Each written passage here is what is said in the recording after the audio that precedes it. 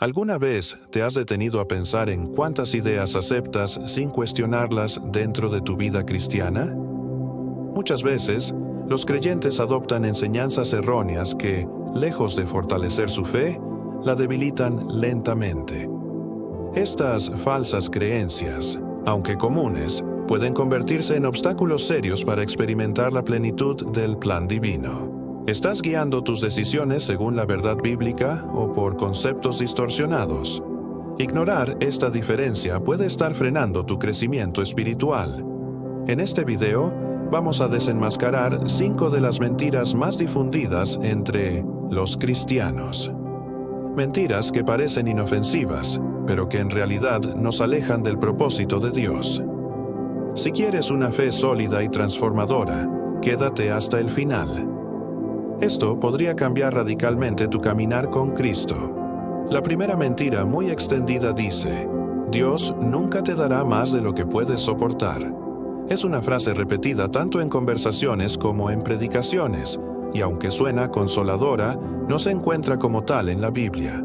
Lo que realmente dice 1 Corintios 10:13 es que Dios no permitirá que seamos tentados más allá de lo que podamos resistir y siempre nos dará una salida. Pero atención, este versículo habla exclusivamente de la tentación, no del sufrimiento o las pruebas. Por eso es erróneo aplicar esa promesa de forma generalizada a todo tipo de aflicción. La Escritura muestra que muchas veces enfrentamos cargas que exceden nuestra fuerza natural. ¿Y sabes por qué? Porque eso nos impulsa a buscar la fortaleza que solo proviene de Dios. Un claro ejemplo lo encontramos en el testimonio del apóstol Pablo. En 2 Corintios 1, 8, 9, él confiesa que se sintió abrumado más allá de sus fuerzas, al punto de temer por su vida. Esta experiencia no debilitó su fe, sino que lo llevó a depender totalmente de Dios, quien tiene el poder incluso de resucitar a los muertos. En otras palabras, cuando enfrentamos desafíos que superan nuestra capacidad humana, no es una señal de fracaso espiritual, sino una oportunidad para experimentar el poder divino. Creer que Dios solo nos da lo que podemos manejar fácilmente es negar la esencia de una vida de fe, porque la fe verdadera se forja en el fuego de la prueba, donde reconocemos nuestra debilidad y descubrimos la suficiencia de su gracia. Así que, cuando la vida te sobrepase, no pienses que has sido abandonado. Al contrario, es precisamente ahí donde Dios se revela con mayor intensidad. Él no nos promete una existencia libre de aflicciones, pero sí nos asegura que estará con nosotros en medio de ellas. Esas circunstancias difíciles tienen un propósito: formar nuestro carácter, aumentar nuestra confianza en Él y prepararnos para tareas mayores. Además, nunca estamos solos en nuestras luchas. La comunidad cristiana y el acompañamiento de hermanos en la fe son esenciales. También la oración y el estudio de la palabra son fuentes poderosas de consuelo y dirección. Por eso, más que resignarnos a ideas equivocadas, debemos aferrarnos a la verdad que libera. Aceptar que Dios permite pruebas que nos superan no es contradictorio con su amor, sino una expresión de su deseo de que confiemos plenamente en Él. No existe ninguna promesa en las Escrituras que diga que solo enfrentaremos lo que podemos manejar con nuestras propias fuerzas. Más bien, lo que se nos asegura es que en nuestras debilidades, su poder se perfecciona. De modo que no se trata de cuánto aguantamos nosotros, sino de cuánto confiamos en aquel que nunca falla. Al entender esta verdad, nuestra fe se fortalece, porque dejamos de depender de nuestras capacidades y descansamos en su fidelidad. Y en ese descanso, descubrimos una fortaleza que va más allá de lo humano, la del Dios que camina con nosotros. Y la segunda gran mentira es la idea de que todos somos hijos de Dios. Esta frase se dice con buena intención, intentando promover inclusión y amor, pero no refleja fielmente lo que enseña la Biblia. Si bien es cierto que Dios es el creador de todos los seres humanos, el título de Hijo de Dios no se aplica a toda la humanidad por igual. En Juan 1:12 leemos que solo aquellos que reciben a Jesucristo y creen en su nombre tienen el derecho de ser llamados hijos de Dios. Esta es una verdad profunda que marca la diferencia entre ser simplemente una criatura de Dios y ser parte de su familia espiritual. Ser hijo de Dios no es un estatus automático que se obtiene por existir, sino un privilegio que nace del nuevo nacimiento espiritual. Jesús mismo dijo a Nicodemo, en Juan 3:3, que quien no nazca de nuevo no puede ver el reino de Dios. Esto implica una transformación radical en la vida del creyente. La filiación divina no es una herencia natural ni un título cultural, sino una realidad que surge del encuentro personal con Cristo. Aceptar a Jesús como Salvador es lo que nos introduce a la familia de Dios y nos convierte en herederos de su promesa. Este nuevo nacimiento marca un antes y un después en la vida de quien lo experimenta. A veces se usa la frase «todos son hijos de Dios» para evitar diferencias entre creyentes y no creyentes, pero la palabra de Dios no suaviza esa distinción. Al contrario, nos llama a proclamar con amor la verdad que transforma. Mostrar el camino hacia la verdadera filiación divina es un acto de compasión, no de juicio. Porque solo al creer en Jesús y entregarle el corazón, una persona pasa a formar parte del pueblo de Dios. Esta verdad, aunque incómoda para algunos, nos recuerda el valor incalculable del Evangelio y nos impulsa a compartirlo con quienes aún no lo conocen. Comprender que no todos son hijos de Dios nos ayuda a valorar más profundamente nuestra fe.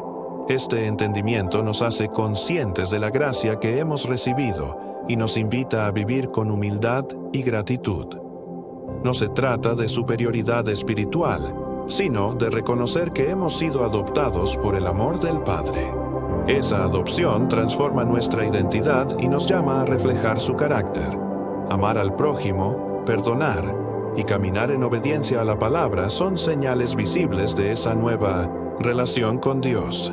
Vivir como hijos suyos es tanto un privilegio como una responsabilidad. Por lo tanto, debemos diferenciar entre el amor universal de Dios por toda la humanidad y la adopción espiritual que Él ofrece a través de Cristo. Esta distinción no excluye, sino que revela el camino a la redención. Todos somos invitados a formar parte de su familia, pero debemos responder con fe y arrepentimiento. Negar esta verdad para no incomodar es ocultar el corazón del Evangelio. En cambio, al proclamarla con sabiduría y compasión, abrimos la puerta a que otros también reciban ese regalo eterno. Ser hijo de Dios no es simplemente un título, es el resultado de una vida transformada por su poder. La tercera mentira dice: no debemos juzgar a nadie.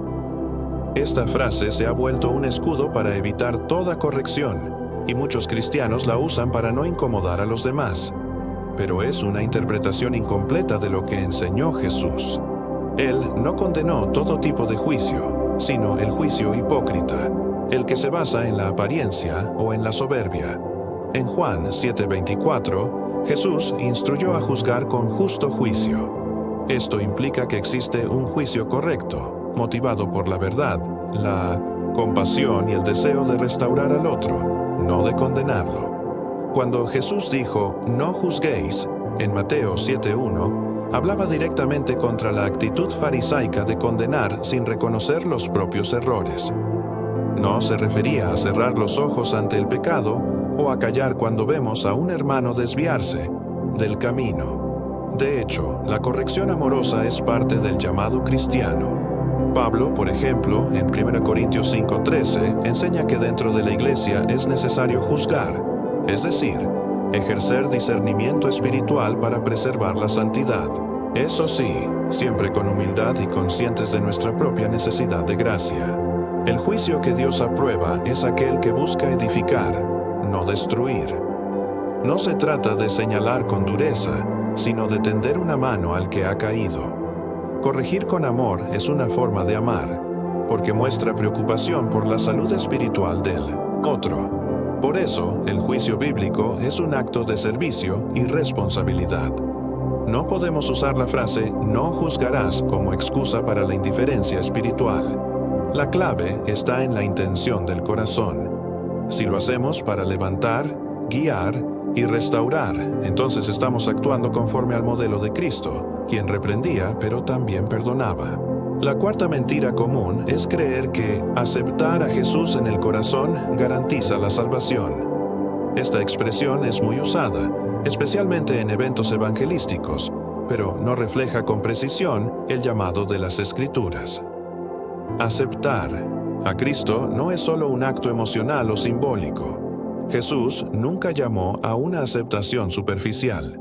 Su llamado fue al arrepentimiento, a la fe viva y al discipulado comprometido. En Lucas 9:23, Él dijo: «Si alguno quiere venir en pos de mí, niéguese a sí mismo, tome su cruz cada día y sígame».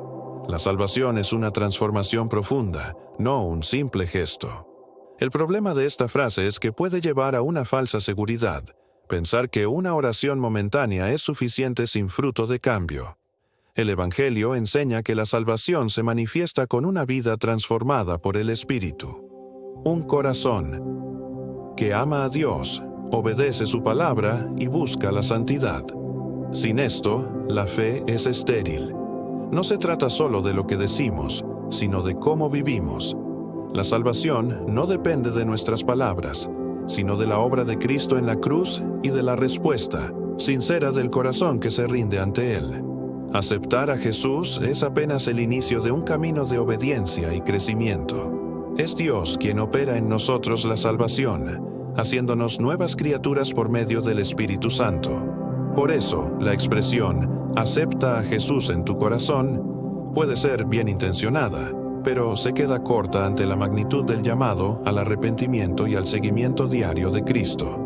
La verdadera salvación no se reduce a una decisión momentánea, sino que implica vivir bajo el señorío de Jesús, permitiendo que su luz transforme todas las áreas de nuestra vida. La quinta y última mentira es pensar que, si Dios abre una puerta, entonces viene de Él. Esta idea suena alentadora, pero puede ser peligrosa si no se acompaña de discernimiento.